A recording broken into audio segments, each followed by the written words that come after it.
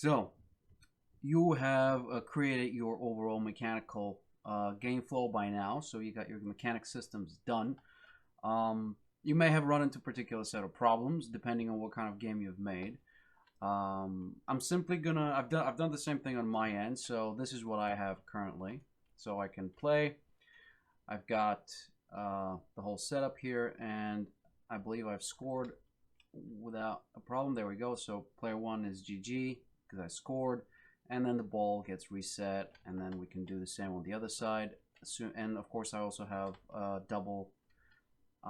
Like if you hold the ball, if you hog the ball for too long, if you touch it for too long, you will lose.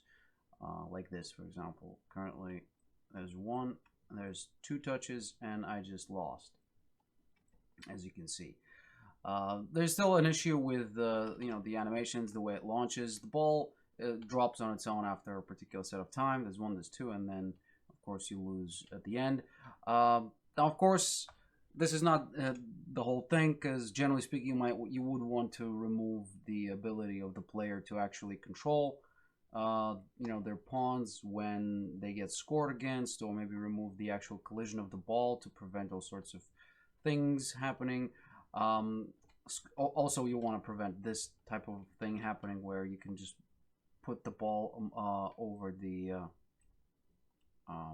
sort of under the player himself. But then again, ideally you might want to simply disable collision for this particular channel whenever the ball has landed on the ground. So that's something I probably will end up doing myself. But for now, the game is sort of playable, albeit very difficult because of the just clunky controls for now. But mechanically speaking, the rules are at least defined. Now, I have some errors here because I'm looking for a particular tag for the ground. I'm going to go over the logic very quickly anyway, so that we are on the same page. I realize you're not making the same game, but you might come up to similar problems on your end whenever you're, whatever it is you're doing. Now, first of all, whenever you get an error, what you want to do is always, read the error, obviously. But whenever you see access none, trying to read whatever, access none, that means that you're either missing a reference or whatever it is you're trying to access simply does not exist. That's usually this is a bad sign. These errors are usually pretty bad when you're trying to access game critical things, and they're just not there. So that's either a failed cast or something that's not, you're trying to communicate with something that doesn't exist. Now, in my case, that's actually not the problem. My case is because I'm basically looking for a tag on everything that I hit. So I'm kind of doing my calculations here based on what I've hit, and this kind of means that if I hit something that doesn't have any tags, I'm not going to be able to access anything because it doesn't have any tags, because the tags are basically done in an array. But before we do that, let me just go over the logic real quick. Now, first of all, you're gonna run into this sort of issue where you can do the same thing in several different ways, and you're gonna run into different problems depending on the approach you take, because all of them will have problems. Now, a lot of the time, the problems that you'll run into are not in terms of the logical issues where, oh, how am I going to make this? It's not a methodological problem. Usually it's a logical problem within your method. For example, let's go ahead and take a look. Now, you would think that it would be very simple to, you think it would be very simple to figure out how, if the player is hit the ball, right? So the objective right now, okay, imagine that I haven't done anything. The objective is to allow the player the ability to hit the ball no more than 3 or however many times you set it to be. So 3 times is the maximum amount of times you get to hit the ball, and if you hit the ball more than that amount of times, you will you will lose, because these are the game rules. Now, generally speaking, these rules, of course, should have been defined, are defined in the game mode. So if I go ahead and open the game mode, you will see that I have a maximum ball hits. I initially put it by mistake in the actual player state, which is a mistake. You should have stuff like score here, and I've put it over here, right? So the actual rules, such as which round number we're currently in, and the maximum ball hits, etc., should be in the actual game mode itself. Now, that being said, let's go ahead and take a look at how we would approach this, right? So one way would be to have an overlapping event being generated and actually have it over here enabled, because I did intend to go with the overlapping situation, but I decided to go for hit events. So anytime I hit something, I'll generate a hit event. Now, you'd think that every time you hit the ball, the hit event will fire, and there's the hit event, right? So whatever you have attached over here, there's the ball. Basically, you go over here and go click to on component hit, because that's an event that's generated whenever something gets hit. And then you go on, the plus, it's going to get created here. But if you already have it, you'll simply jump to the view, focus in the view here. Now, with that being said, there is a problem with this approach, because you only need to register one hit, but if the hits will fire off no matter, it's not a one-off hit, all right? So if we have something like this, right? Currently, I'm generating a hit per frame, okay? So as long as the ball is on top of the collider, I will be generating hits. It will return true every single frame. So right now, I could have run over 1,000 hits because I've rendered 1,000 frames. That's really not something that's an issue, right? Because you kind of don't want your players to be getting getting hits registered whenever they just simply touch the ball, because the ball happened to be touched 6 times, for 6 frames, right? Because again, let me just show you a little bit more appropriate here. Let me just hook something up here real quick. Let me just print a string. Right, so I'm just going to be printing hello every time this thing fires off, and you'll see what I mean. There's 1, there's 2, and then look what happens, right? So you've got all of these. This is your first problem, okay? You have to solve that somehow in order to prevent your player from, see what happens. That is definitely more hits than you need.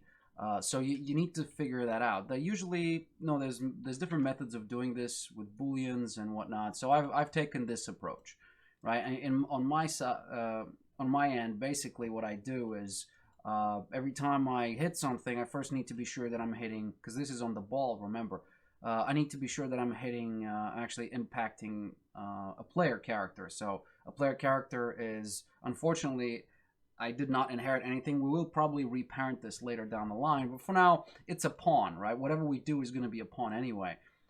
So I have my pawn, and then I'm tracking my last player that was hit. So if it's the same player, right? So the last player to hit the ball, and if it's true, if these two match, so if my cast is successful and these two match, in other words, these are the same pawns. Then I will go ahead and only once do it only once. I will add to the times hit counter, because I have a counter here that says, how many times I have actually hit the ball. Obviously, it starts at 0, but as I keep hitting the ball, this will be incremented every time. Now, again, in order to prevent myself from doing this more than once, more than once, however many times, instead of preventing this hello thing. Right, you want to use the do once node. Now, the problem with the do once node, of course, is that it has a reset function. So you might want to create your own macro that automatically resets the do once after a particular amount of time. I've done this manually, and what I've done is simply created a custom event here, and I fire it off, over here after a particular, after it's been added. So there's that. Obviously, you can even have a delay here so that you can have, let's say, something like a 0.1, 0.2 seconds delay, because in frame time that is a lot. That's about 10 frames, or even more. So you could have a delay over here. Just type down delay, and you'll have your delay time for the hit recognition. That's one problem. Now the second problem, of course, is how you're going to add the score, because not only now you actually have the amount of times hit, but then when you have when you actually hit the ball 3 times, you need to be able to reset it back to 0. So what I do is I basically set it back to 0 depending on a particular condition, and then I check if the opponent, or if the opponent has scored, and if he hasn't scored, then I'm going to call the score, which is resolved elsewhere, which is resolved, of course, in the I believe in the game mode. Yes, so in the game mode is being resolved the score, where I simply check where the ball is. That's another issue that you have to solve. For example, if you have a co-op game mode where it's a local co-op without more than one controller. Currently, of course, we have one, so we have to resolve to this brute forcing method where we're just checking for player one and player two. But in reality, you'd be checking only for one player. So if once we start adding, let's say if we start adding game mode support, gamepad support, and joystick support, we need to add a second player controller. In other words, a secondary player controller will not need both of these, right? But maybe this is because, but in this case, it will be fine because this is a game mode situation where we're resolving the score. That's why you want it to be here instead of the game controller, the player controller, because you don't want to have two player controllers and each of them is going to have its own score resolving logic, and then it's going to be a problem. And of course, these two functions here are located in the worm state, which is, of course, as you can see, you got increased score 1 and increased score 2. That's for each player, of course. Generally speaking, this is not the best situation because, again, if I got two players but two different controllers, so if I'm playing with a keyboard and a friend of mine is playing with a gamepad, he's gonna have he's gonna have his own player state, and his own player state will actually have this exact same logic over here. So I might have to create some if statements and see if we got more than one player controller, then you only need to call increase player 1, for example, something like that. With that being said, for now, this will do us just fine. Refactoring is something that you do at the end of your development cycle, at least before you hit a major release. Now that being said, you got other issues. For example, what happens if your ball hits the ground? And that's where I'm checking for, and I need probably make sure that this is straight. And I'm checking for the ground, if I'm hitting the ground. So first of all, if I'm hitting the player, that means my cast is going to be successful. I could have just as well checked if traced against the channel or see if I'm hitting terrain, but because these blocking volumes are also counted as terrain over here, as you can see, they're counted as terrain, so that my player gets blocked as well. But then again, of course, you could modify your collision presets in your situation, and instead of using a tag such as this, where I've just simply added the tag, here it says ground, so that's all I've done, and this is just the actor tag, not a component tag. So, but the point is that you could have just as easily modified your collision preset and just checked for a particular collision, right? So on a particular channel. That's also possible. Not to mention that the hit result over here, you get a lot of information on the object that you've hit, right? Especially if you're overlapping stuff. This will count as an overlap, which means that, by the way, overlaps are also, like I said before, possible for counting things. So if you overlap with this, you could have like some kind of a small volume around your player, and then the small volume would overlap with this sphere, and it's going to be a little bit more. It's going to be probably more performance optimized, because it's overlap gets called only once whenever the overlap begins or ends, such as over here, for example, you have your where is it, the damn thing? You have your begin overlap and end overlap. These are the two sort of functions that are only fired off once, whereas on component hit, like you saw before, gets fired off every frame, every update for the physics.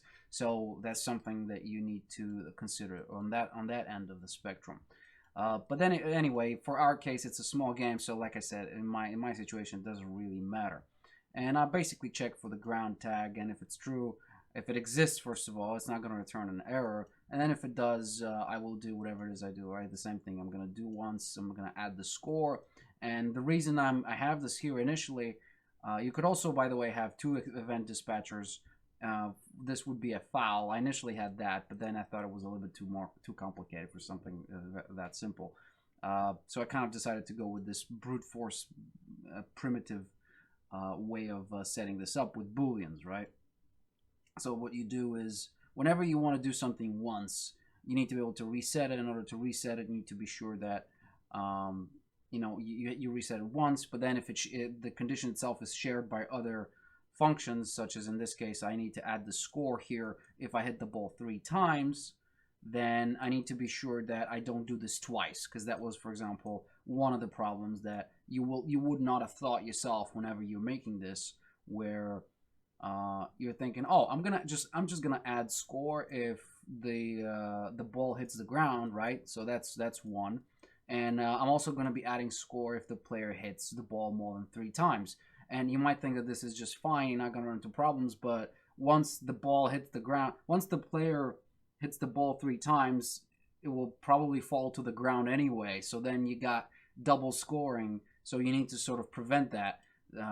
Therefore, it requires you to call this first and then set the score to true. Then whatever happens afterwards over here, the score will be true anyway, and nothing will happen from the true end of this condition.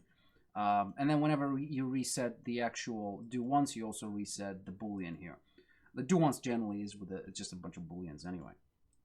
Now, with that being said, I hope this isn't too complicated. It is fairly simple in terms of just execution, in terms of an idea. So there's that. I did have a different setup initially, but like I said, you can have loads of different ways you can approach the exact same method, the exact same problem. And all of these methods and approaches, they have their own little issues that need to be solved. And most of the time, these issues are logic related, so they're logical. They're not, a fault of your approach. Now, that being said, I believe I had something over here in the game mode. So there's my score, right? Essentially, it's been done the same way as as the game mode restarting the round. So it's basically an event dispatcher, and whenever whenever something happens like a score, I'm simply looking for it, and then it's going to fire off my scoring custom event here. And in order to check which player gets the score, there's another approach that you could also have. Now, on my side, in my case, I'm simply caching the net position Y value, so I'm caching this value over here.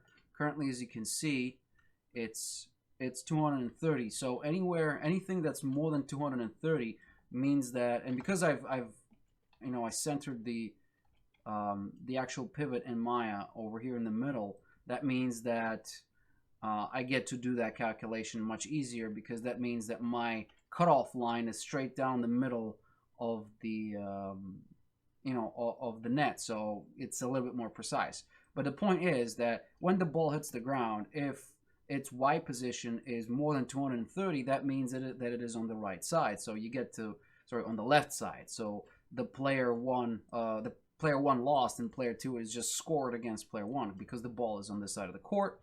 And then you do the same thing. If it's less than 230, then it means that it's on this side of the court. Now, of course, you could have used this very same volume over here as your reset. It could have been something like this.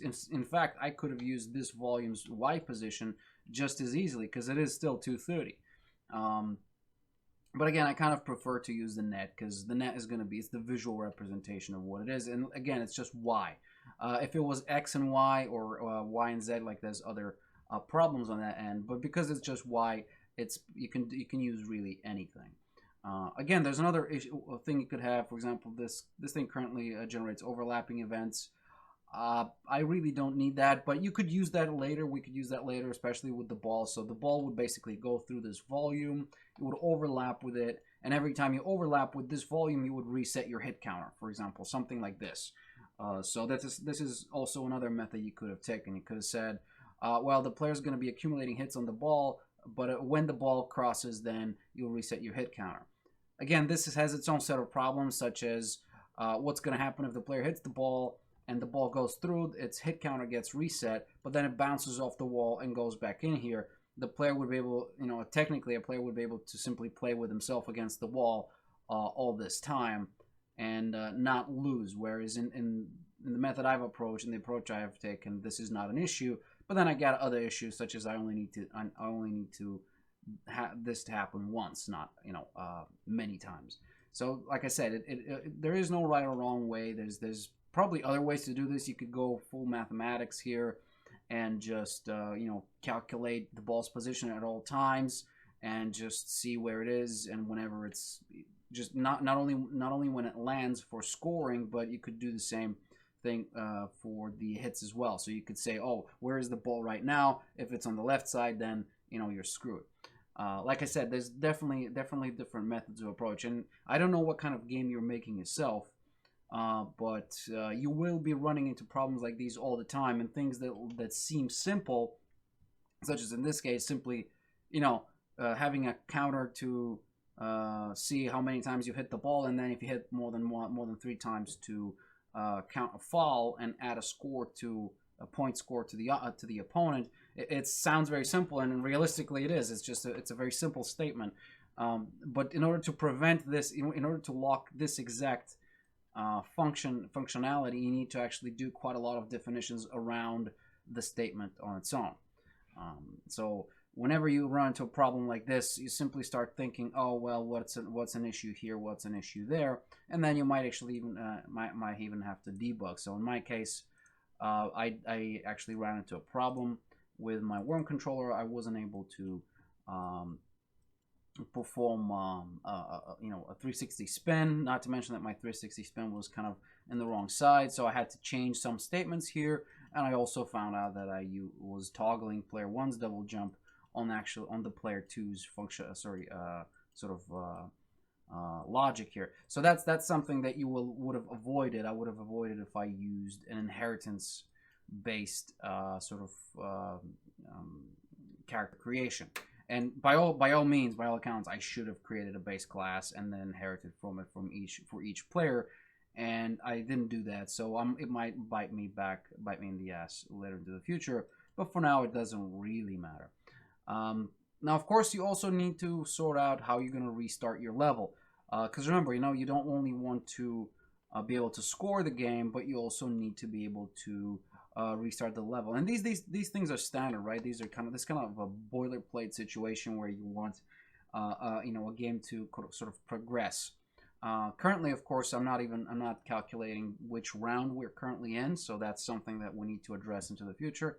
Or I'm gonna just do this off camera. It's just a simple counter anyway. At least on that end, it's easy enough. It's as easy as a function call.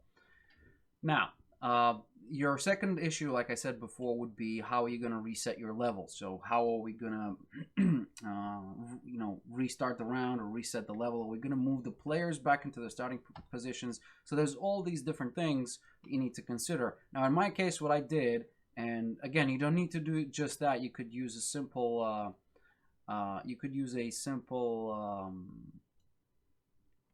player start over here. But I decided to create an empty actor. And this empty actor, of course, could be anything, but I'm simply using the transform of it. And then at the beginning of the game, I'm simply grabbing it, and it's also got its own tag, I believe. Yeah, so this is ball spawn player 1, and I got the same thing on the other side. And then when the game begins, I am simply grabbing the reference to that. Where is my? I think it's in the ball, isn't it? Yeah. So here I'm grabbing the reference for it. And then I am also getting all the actors with this tag. Now I know there's going to be only one actor, so I'm not running a for loop here, and I'm storing its location at the beginning of the game. This is, of course, the begin play for the ball, not the game itself. But it's fine because I don't intend to destroy this ball at any point in time. Sorry. Now currently, I'm resetting the ball in terms of its positioning and in terms of its velocity. So again, I'm basically setting its position. There we go. As you can see, I'm setting its location to player 1 or player 2, depending on which player 1. Now, this is very simple, right? Because I'm simply using this as a Boolean, because it's only a left and right. It could have been a little bit more different if I used, let's say, an integer, and it would be +1 or -1. I have to perform a check over here. That's also a possibility, but because it's just a very simple situation, I would simply use player 1 and a true or false statement, who won and who didn't. So this would be my start next round. And on the start next round, because it's a because it's a event dispatcher over here. Currently, of course, as you can see, it's got pretty much nothing, right? I can't, I can't define anything. It's simply an event dispatcher, but I've added the player one when boolean, meaning that whenever I fire it off, I also need to set it up. So as you can see, I'm calling it here, and in the first case, I'm setting it up as player one being the winner. But because it's the upside down situation, right? If player one has scored, you want to reverse the situation. So player two would receive the score if the ball is in player one's court, which means that the player one did not win, even though the ball is in player one's court. So you would basically use this kind of reverse logic over here, and you would send this off into your whatever is going to be listening to the reset start next round, right? So it doesn't have to be only the ball. You could also do the same thing on the player itself, not the worm controller, but the actual worm character, where it's listening to the event. Where's my event here? To the event next round, right? Start next round, and this would allow you to fire it off in the actual character, and then set the character's position or the pawn's position, whatever it is you're using, to the starting point. Now that's obviously method number one. Another method would be to use the reset game. So this would not involve reloading. So use reset level over here, and this would basically reset the level. You even have overriding functions here, such as where is it now? On reset or something like that. So it was on logo, on restart player, right? You've got these things, and then you've got on actor reset on other, such as in the Beach Boy, you could use, I believe, reset.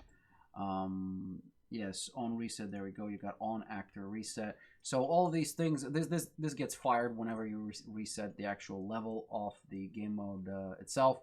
Another way would be to simply load a new map, right? So level. And you could load a particular level over here, but then this is just an instance, my bad. So you can, well, you'd have to execute a console command, and you would load a level on this side and load map or whatever, just map. I don't even remember what was the console command right now, but it's you can just check, like I said before, in the documentation.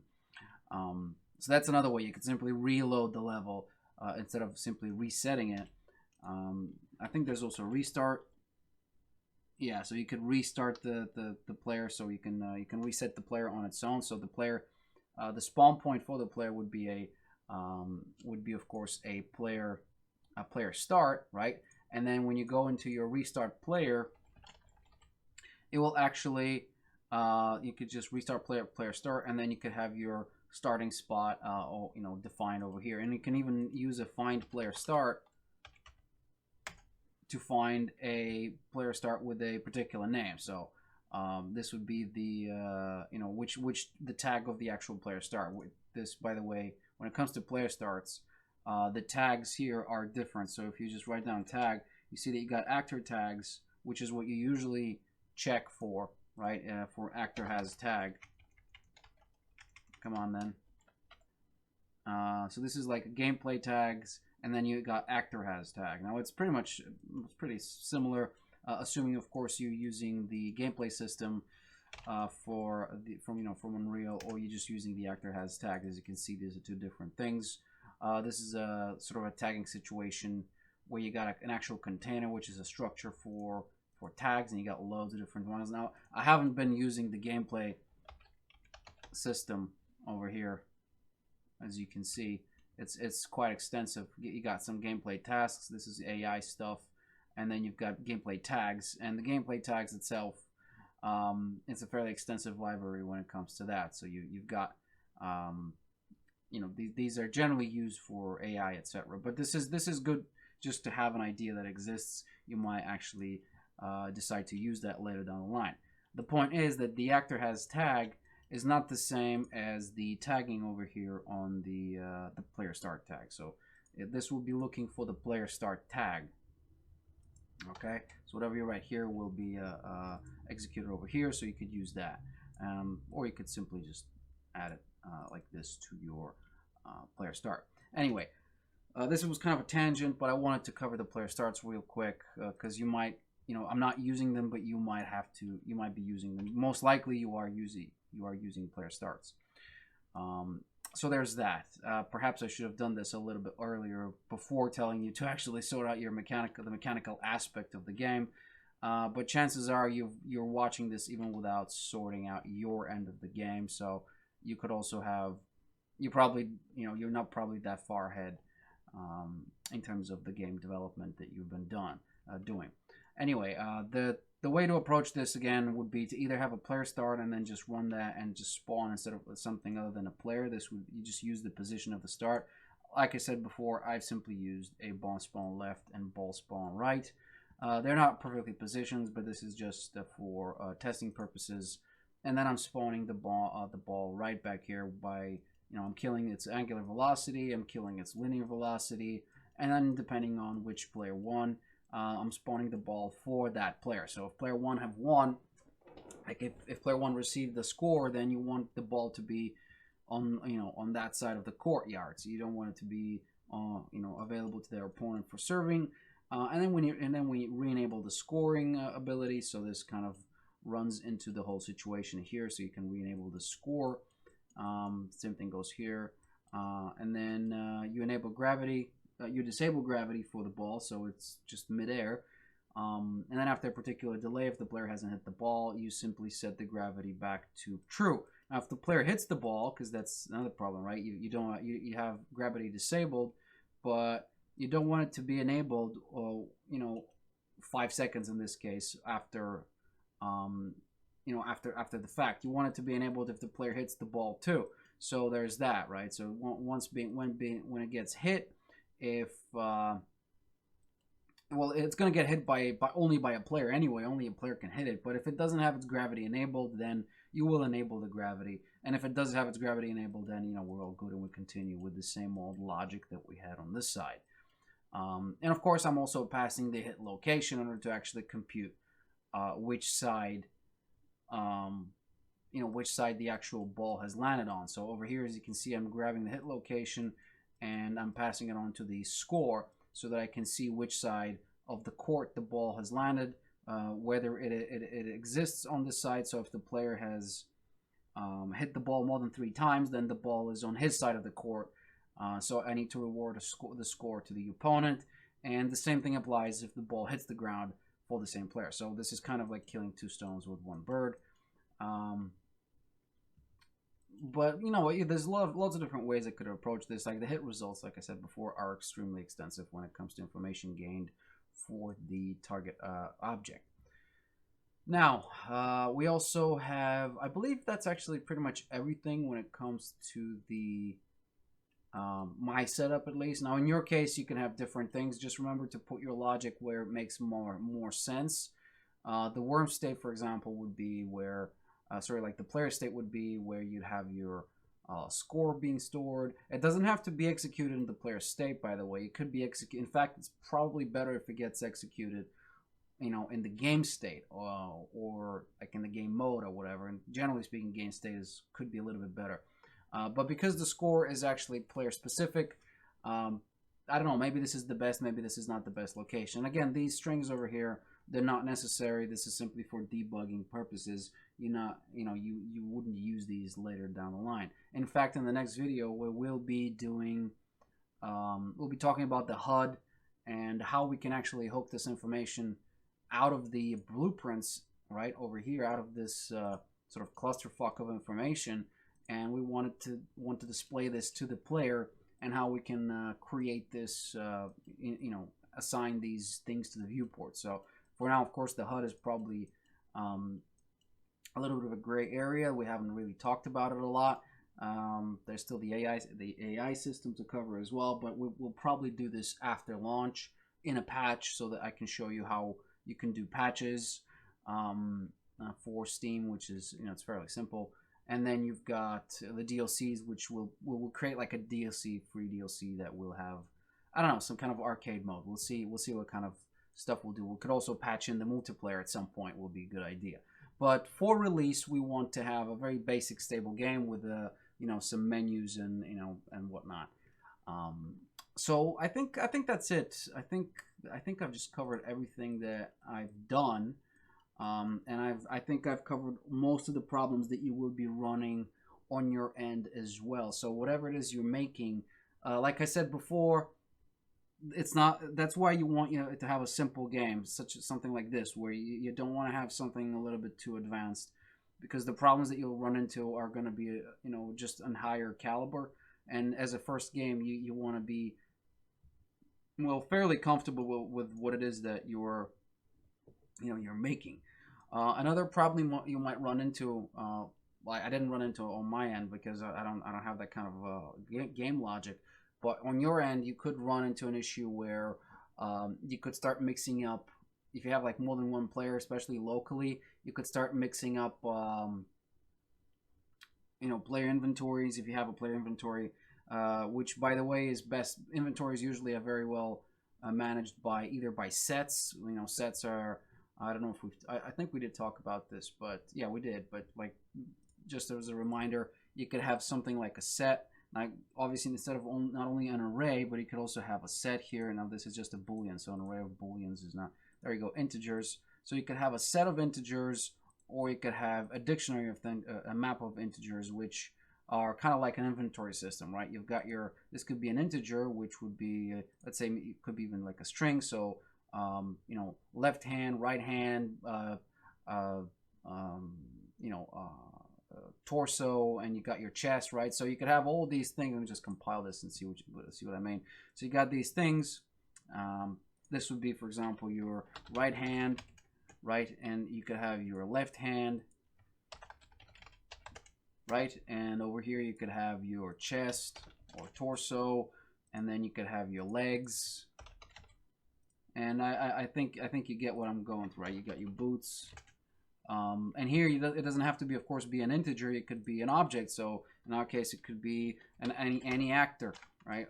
Or like you could have, like, let's say, all sorts of beach balls. So this could be beach ball, right? So you could use an object reference or a class reference. Now, be aware that class references are just that. They're references to classes. It doesn't have to exist.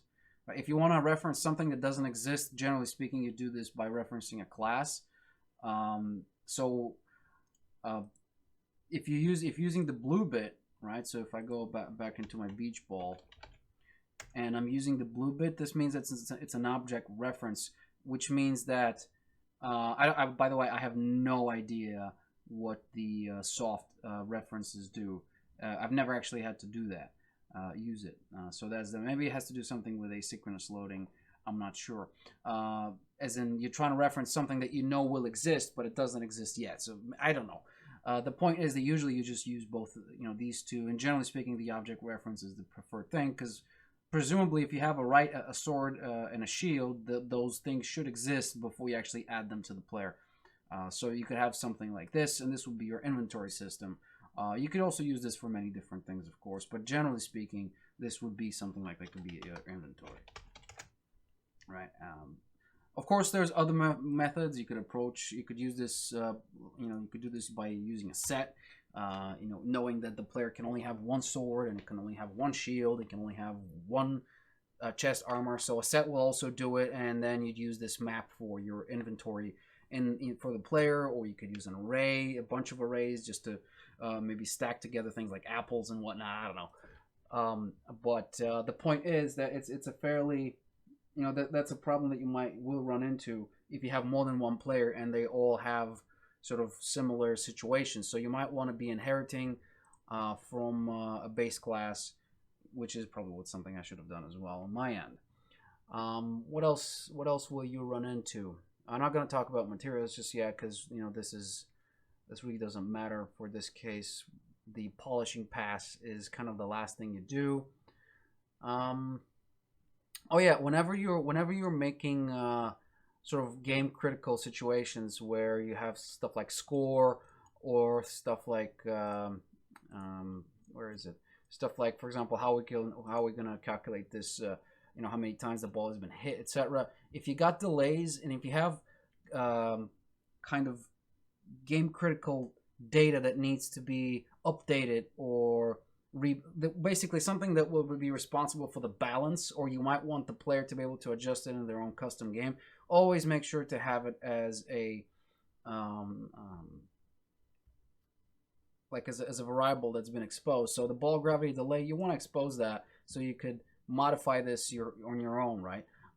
Again, currently the game is doesn't look very well because a lot of these numbers are just flat and there's no polish at all. But once we go into the once we're done with the menu, the number of iterations that we'll be doing is going to be vastly increased, and basically each iteration will be there to see how the game will behave with a particular set of numbers plugged into it. For example, currently, as you can see, my curves are simply, this is just a Gaussian curve for my jump, and this is just a Gaussian curve for my, unless it's just not even a Gaussian, it's just a flat line for the rotation, the 360, and the double jump is also this weird curve.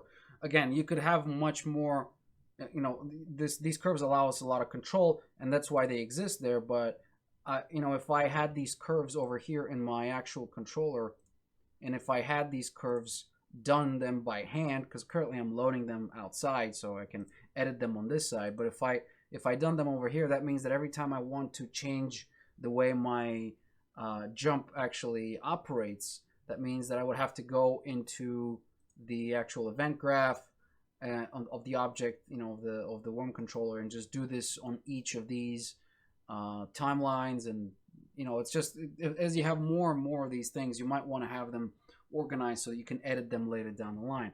This is kind of like, it's called data-driven gameplay, but because we don't have a lot of data, it doesn't really matter here. But as you go, higher in in your game size, you'll be wanting to create data tables, and then these data tables, you create a structure around them, of course, and then you'll basically extract stuff from the structures, which you'll extract things from the data tables and assign them to the structures, which you will then be able to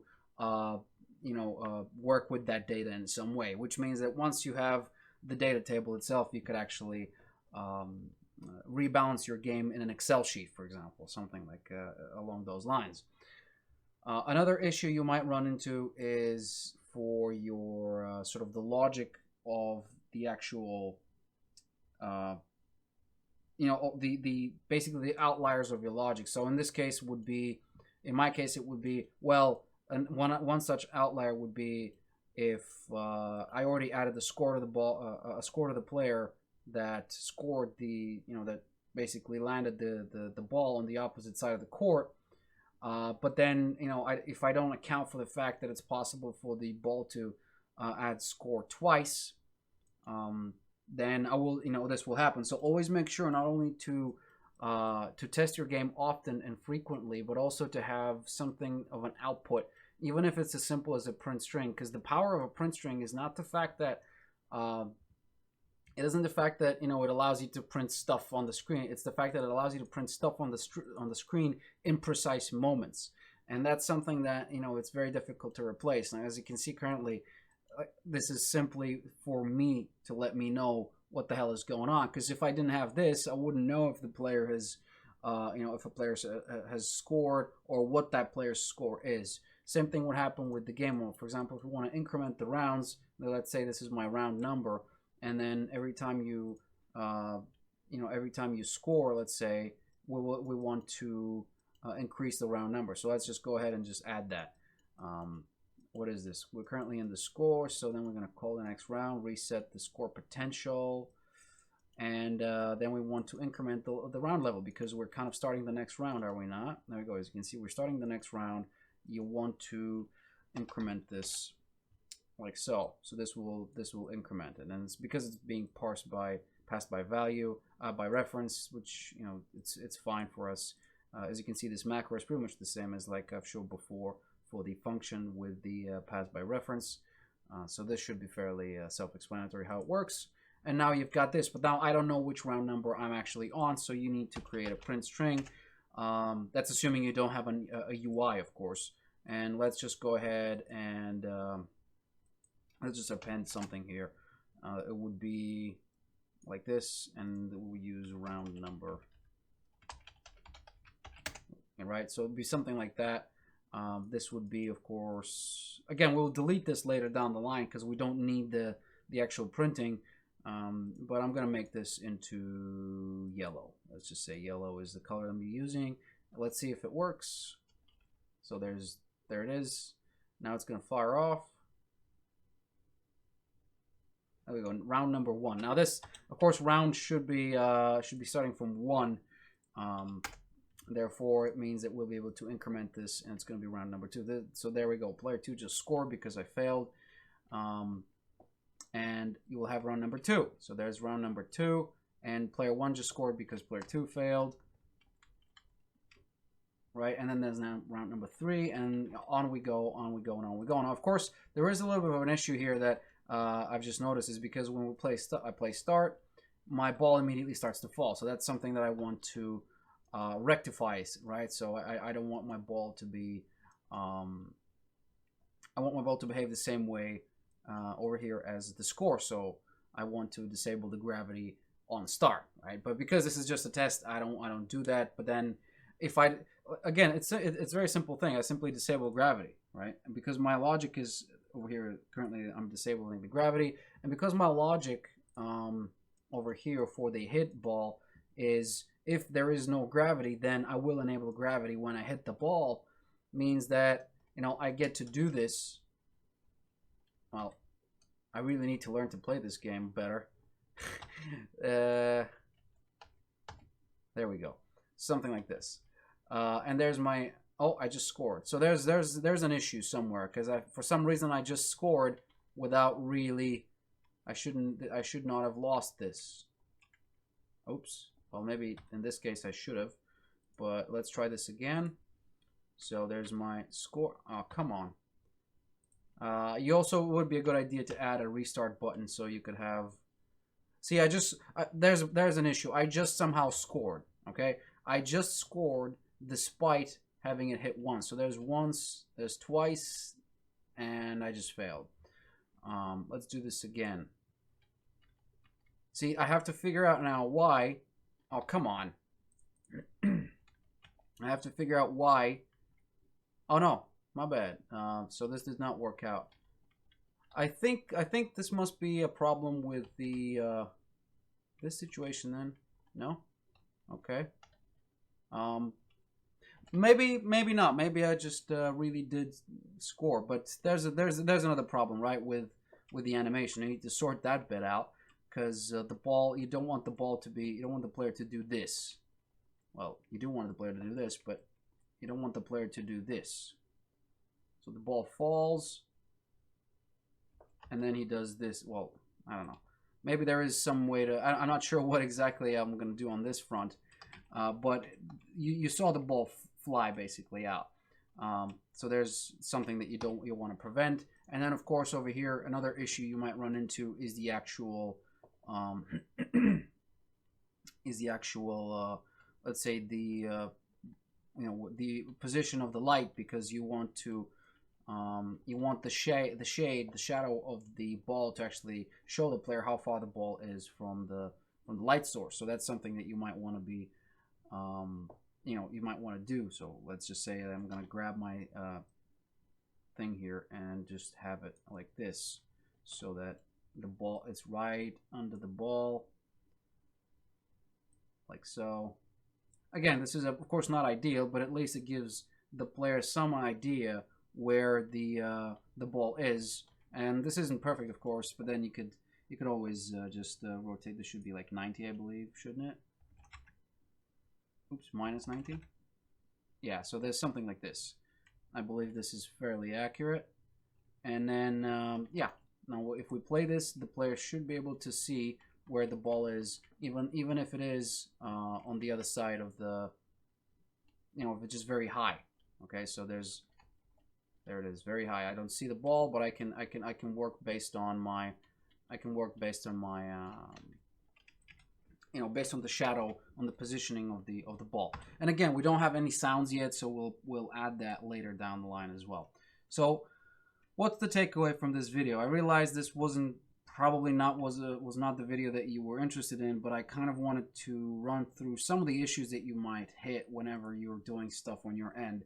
and to show you how I approach something, and that there's always different methods of approach. So always try to figure out which is the best method for yourself, and always try to optimize it to a point where you could, for example, add extra functionality. In this case, this is not a very well optimized logical loop here, because it might be better off if I've had extra, collapsed some of these nodes into macros, or maybe had a function around some of these nodes, or one of this, for example, the actual ground scoring thing. This could be its own function, and the hit scoring thing would be its own function. To make this a little bit cleaner.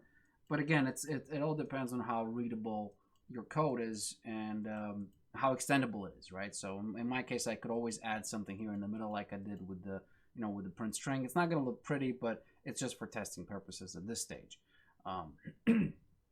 So there's that, guys. I really don't think there's anything else I can add to this sort of video. It's been long enough as it is. If you run into other problems, you're pretty much on your own at this point. These are kind of like the basics of how you would approach it. If you have an issue, or you try to, for example, let's say you don't know where this is being called, like the gravity delay, just going to right click and find references. It will show you where it's been used. So currently I'm using gravity delay over here. Where am I using times hit? Let's see. To find references, you've got, well, you're getting it once, you're setting it 3 times. So there's my first setter, my second setter, my third setter, and my first getter.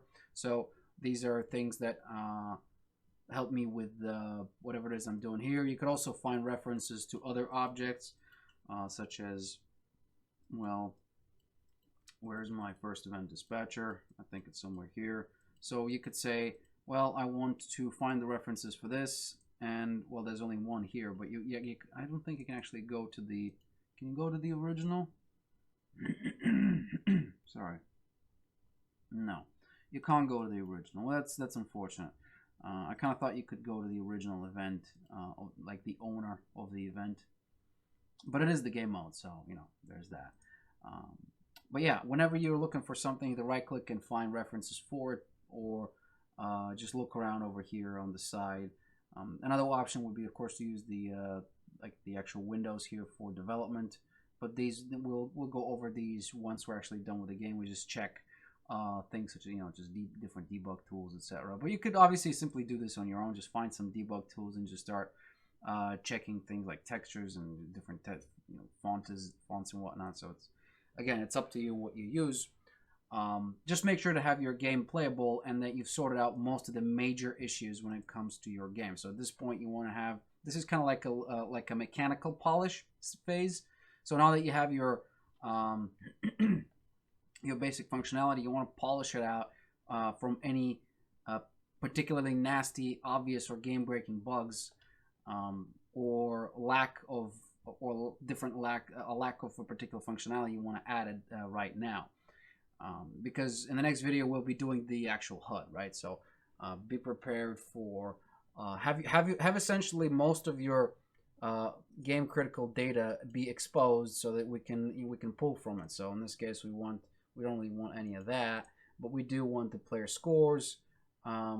We do want the round number because we want to know which round we're currently in. And the beach ball, well, we don't really need the rest. Maybe it would be nice to have an idea of how many times the player has scored. And again, currently we don't have logic for around overtime, right? So currently we don't know. We don't have a win condition. Basically, we have a round win condition. We don't have a game win condition. So you want to define that. So I'm going to do this on my end, right? I'm simply going to have something like a simple Boolean checking if the round number is just going to do this probably somewhere on tick. And every tick I would go ahead and just check if if my round number is bigger than 15, right? Bigger than or equal on 15, because then if it's equal, well, if it's equal on 15, actually no, the round number, it doesn't matter. I have to check the score, my bad. So I'd have to go ahead and grab the player score from the actual player state. So you would go and do something like this. There's my player state reference, and I grab P1 score, and then I would grab P2 score, right? And then we need to compare these. So if these are equal,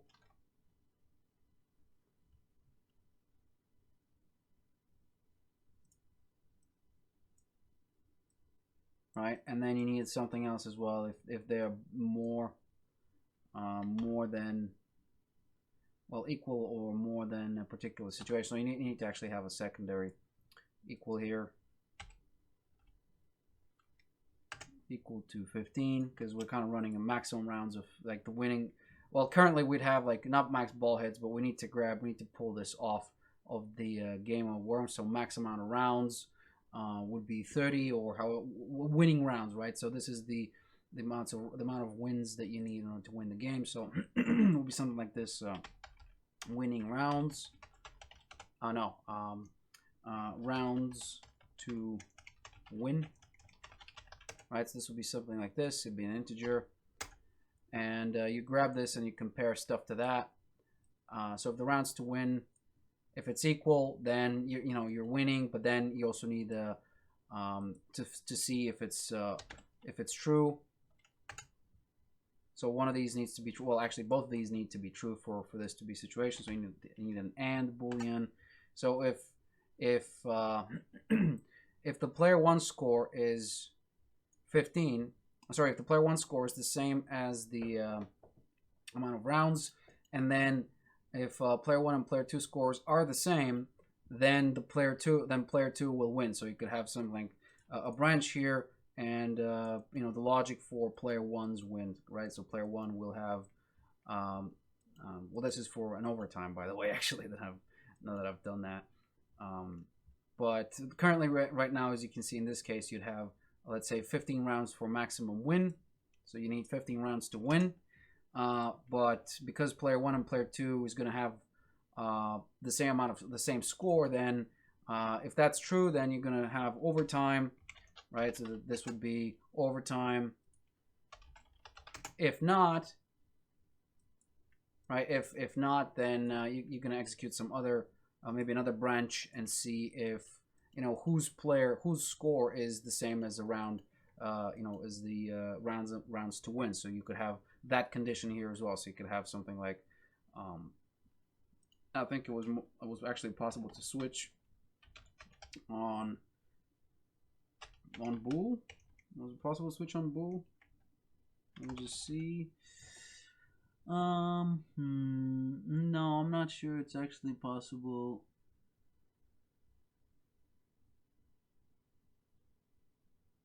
These are exclusives. Conversions. No. You could convert the bool to the int and then just see if it's 1 or 0, but I don't know. We'll see. I'm not sure which approach I'm going to take. But like I said before, it's a fairly simple one to recognize, because you simply be checking for for the rounds to win. So that's how you would start something, and then I just don't want to bore you guys with me just going back and forth trying to figure out what's the best approach, because I don't want to have a bunch of these things. I want to have maybe more ands. So I want to have this and that. But then again, this is really not necessary for this particular and. But I'm not sure which logical route I want to take, which I think is going to be the most readable. Okay, so with that being said, I'll see you guys next time when I'm finished with the rounds and we get to actually pull that, because we are incrementing them, but we need to actually pull that into the menu itself and see how the HUD works. Okay, because we need to also spawn it incidentally. So that's it, guys. I'll see you next time. Bye bye.